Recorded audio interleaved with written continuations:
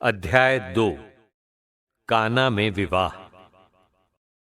तीसरे दिन गलीलिया के काना में एक विवाह था। ईसा की माता वहीं थी। ईसा और उनके शिष्य भी विवाह में निमंत्रित थे।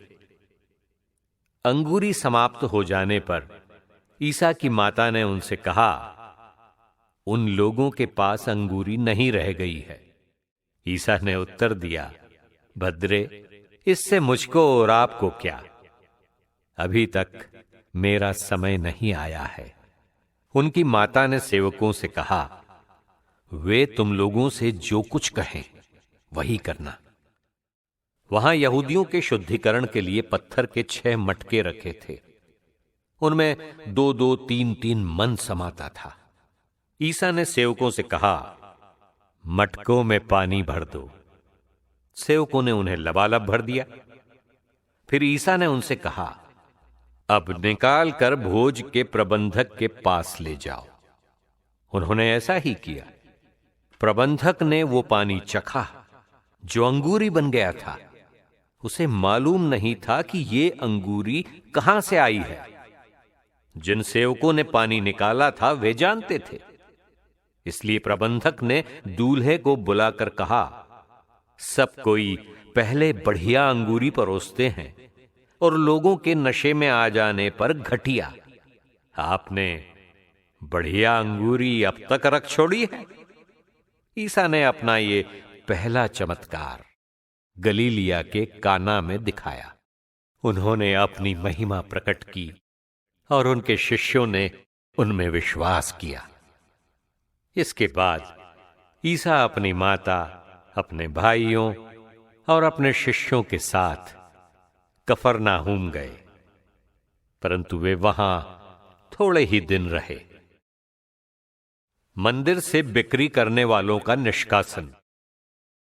यहूदियों का पास्का पर्व निकट आने पर ईसा यरूशलेम गए।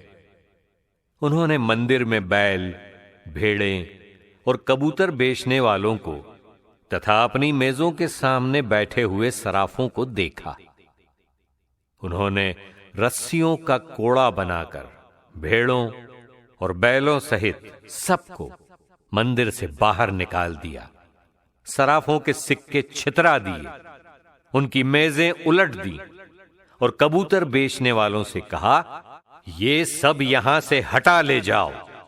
मेरे पिता के घर को बाजार मत बनाओ। उनके शिष्यों को धर्म ग्रंथ का ये कथन याद आया, तेरे घर का उत्साह मुझे खा जाएगा। यहूदियों को चुनौती। यहूदियों ने ईसा से कहा, आप हमें कौन सा चमत्कार दिखा सकते हैं जिससे हम ये जानें कि आपको ऐसा करने का अधिकार है? ईसा ने उन्हें उत्तर दिया, इस मंदिर को ढा दो और मैं इसे 3 दिनों के अंदर फिर खड़ा कर दूंगा। इस पर यहूदियों ने कहा, इस मंदिर के निर्माण में 46 वर्ष लगे और आप इसे 3 दिनों के अंदर खड़ा कर देंगे। ईसा तो अपने शरीर के मंदिर के विषय में कह रहे थे। जब वो मृतकों में से जी उठे तो उनके शिष्यों को याद आया कि उन्होंने ये कहा था।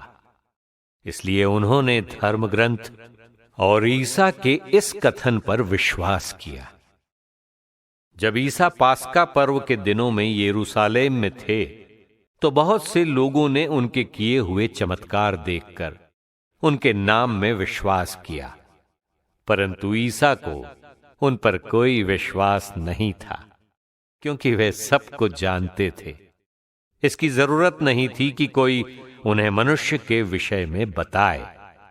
वे तो स्वयं मनुष्य का स्वभाव जानते थे।